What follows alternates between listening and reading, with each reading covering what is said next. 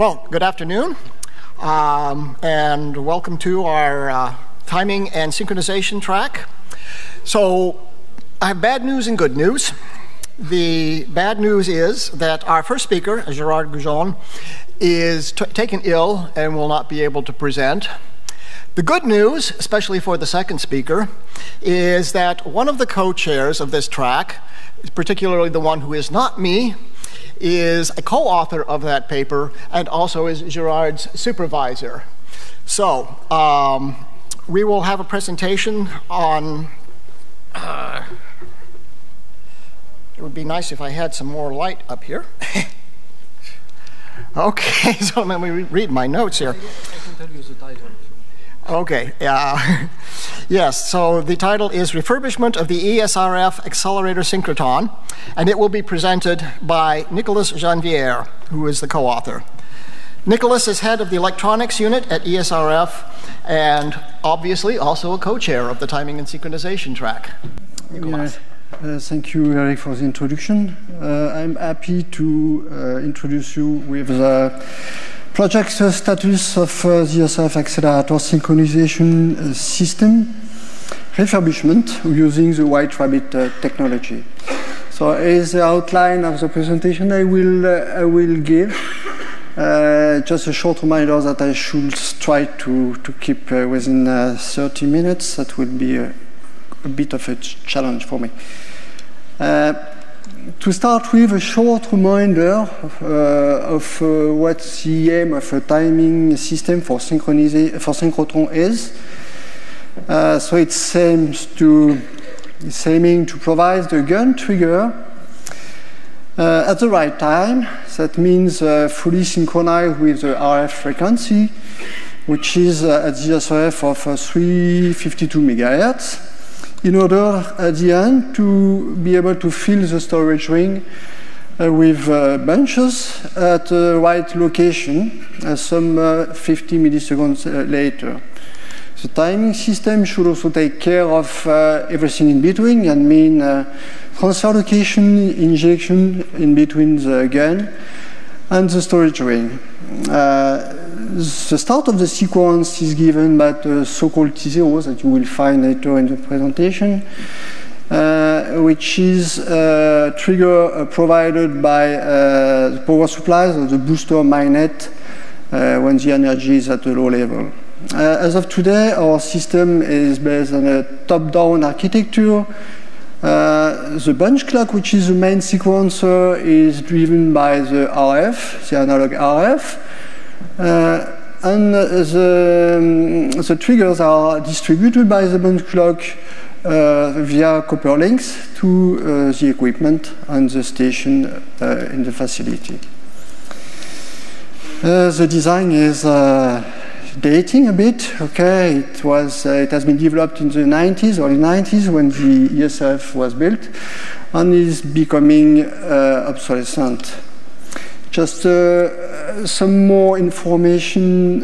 We'll not come into detail on this slide, but just that you could remind that there are three main triggers that are important in the global sequencer, which are the T0, which is an input for the sequencer, and two other triggers that we call T injection, that correspond to the injection from the LINAC to the booster, and T extraction, which is a trigger when we are able to transfer the bunch from the booster to the storage ring.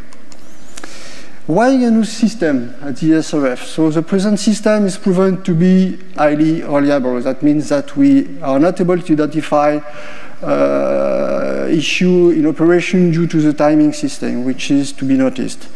But obviously it's getting obsolescent and also prevents limitations that are described and listed on my slide.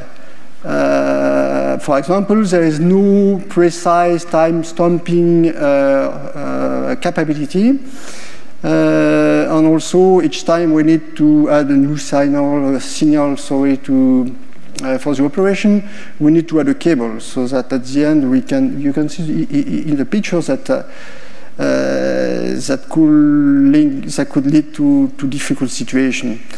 And we are facing new needs from the beamlines that are either linked to the way we operate the accelerator, for example, top-up injections that could perturbate the acquisition. And also there's a need for accurate time stamping for further data acquisition. After a period of roughly 1 year when we had a deep look to the existing solution and we made some evaluation, we came to we made the decision to dig a bit more deeply into detail into the White Rabbit solution to evaluate if it could be selected for the SRF refurbishment. And at the end of the day, we made that decision. And the main reason why are explained on the slide. I will just take one out of all these reasons, such as the capabilities that we will have with this kind of system to further upgrade or add new features thanks to the flexibility linked to the FPGA and the fact that we have access to the whole firmware, which is open hardware, and also the fact that all open hardware already available allows to develop quite simply new module in our facility. The White Rabbit solution building blocks that are available off the shelf. So there are two blocks that you may know. So there was a very interesting workshop during the weekend where we go into detail. The CERN people detail very accurately. They detail the whole possibility of the White Rabbit, and we used on our side the spec boards, which is a PCI Express board embedding a FPGA. So we made the choice to use the largest one for our application due to design reason. There are firmwares or functions that are available, such as the RF over Ethernet, which is a very important feature, a mandatory feature that we should have to be able to use White Rabbit for light source. And so-called FMC DDS, which is a mezzanine board which offers locally the capability of to reconstruct the RF after transmission on an optical fiber. We are aiming to come to the following architecture, which is okay. You find the same storage ring, the same booster, the same DNAC, and the same gun. But the timing system will now consist of an optical fiber network with a master and some satellite slaves. Obviously, there will be switches, White Rabbit switches, that are of the utmost importance in the implementation, but there was no place on the scheme. The master is managing the RF over Ethernet and distribute the information on this RF to the slaves. And locally, the slaves are able to generate pulses following and playing the main sequencer.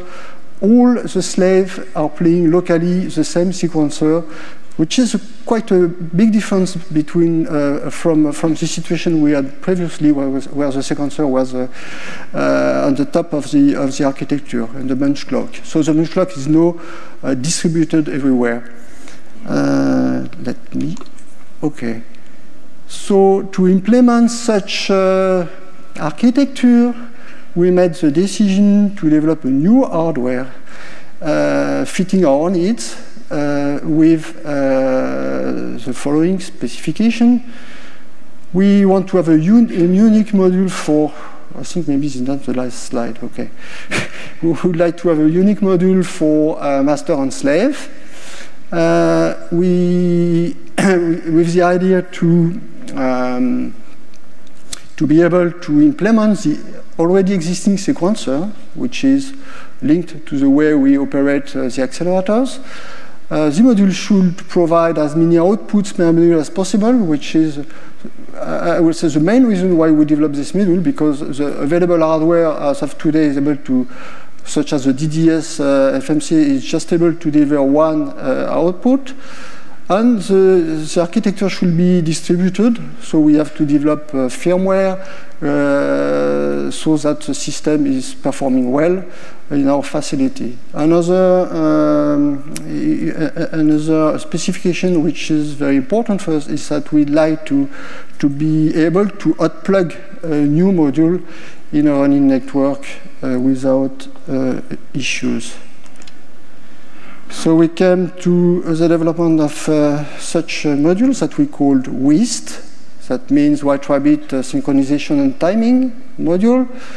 So it's basically it's embedding a spec board with the FPGA onto it, and we developed what the so-called DDS-IO electronics board, which basically duplicates FMC DDS open hardware scheme and provides 12 programmable outputs and 4 inputs. So on both, in the module, which is embedded in a 19-inch box case, yes, something which is to be also noticed that I told before is that this is a standalone module. That means that it's not embedded in a PC.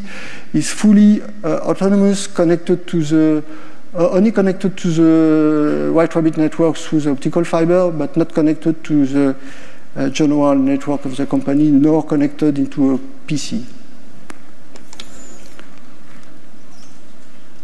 This is real stuff, the real module that we procured almost 6 or 8 months ago with the features that you can see on the screen. So if you want to have more information, I am available after the session if somebody is interested in sharing. The network that we intend to install is described here. So we already started the master node, such as described previously, consists of a master White Rabbit switch associated to a master WIST, which is on the left side of the screen. Yes, maybe right for you, or left, no? Sorry. And there's a possibility to extend the capability or to extend the network by adding new switches on new WIST almost everywhere in the facility, within the accelerator complex, but also in the beam lines. So the synchronous Ethernet network of White Rabbit is fully dedicated to timing. It's not connected to the general network, Ethernet network.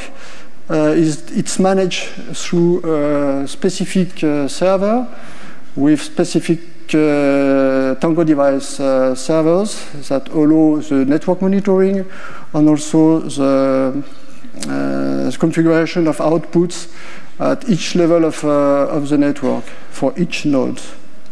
This is done, of course, not during operation, but during starting time or initialization time. So you saw already this picture. What I added is just to explain you a little bit more if I have some time.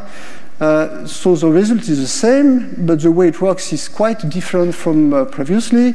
So we don't provide RF, we don't distribute RF or triggers from the bunch clock through copper links, but we use the White Rabbit network, and the exchanges are based on packets, such as Ethernet packets. So for example, when the master is receiving a T0 trigger, he will stamp it, send it to the slave that will deal with the information, and everything will start from that. So based on the fact that all modules, thanks to the White Rabbit network, all modules do have the same absolute time in the UTC domain and the same RF time in the RF domain, which is used for some of the triggers. Some results, not to conclude, but about to conclude, some results. So we were able to install in our control room a master WIST associated to a master White Rabbit switch, both connected to two WIST as far away as possible in the network, so to have very long fibers. And we did long time test of cross-stamping checking between WIST modules without failure during 6 months. That was very positive result. We were also able to do some measurement on some modules to have an idea of the phase noise on clock outputs. So that means this is at the slave level. That means the slave is never connected to an analog RF. It's just reconstructing the RF locally. And we were able to achieve almost 10 picoseconds result on the clocks. That will be likely improved in the design which is being done with a new version, with a new PLL on a new oscillator. And the last one, which is quite recent, some months ago, we successfully were able to inject bunches in the storage ring with a new system during a machine-dedicated time. So that means that we were able to disconnect the existing system from the machine, reconnect the new one, make error test, disconnect the new one and reconnect the old one, so to start again the operation. And that provides so a good result also. A conclusion. Okay, I'm running out of time maybe, but that will be short. White Rabbit is validated as of today for our applications. There are obviously more validation that are still to be performed. We need to complete the Tango application. We need to test and implement all existing storage ring filling patterns. Okay, this kind of stuff. We need to validate full compatibility with the existing cabling in order to smoothly be able to refurbish the equipment. On this validation, to be able to reach at least the first milestone of the planning, which is below. And the next step is to replace the bench clock as it is today by mid next year. I will refer to your talk yesterday, upgrading while driving, changing the motor while driving your car. So this is the same thing here. We will still continue operation at the SRF, and we will move. We will change the bench clock at some time, try to get it in operation, and pursue till the EBS shutdown. And to complete the talk, thank you for your attention. I would like to address a big thanks to Javier Serrano, who should be in the room. I saw him before, for all his effort and the effort of his team to get this, what I would say, this good result, and for the real active collaboration we had together, especially when they put in place the RF over Ethernet. That was the missing brick to achieve this result. And I think that's all. The rabbit, it's because I was sure to be out of time, and that's it. Thank you for your attention.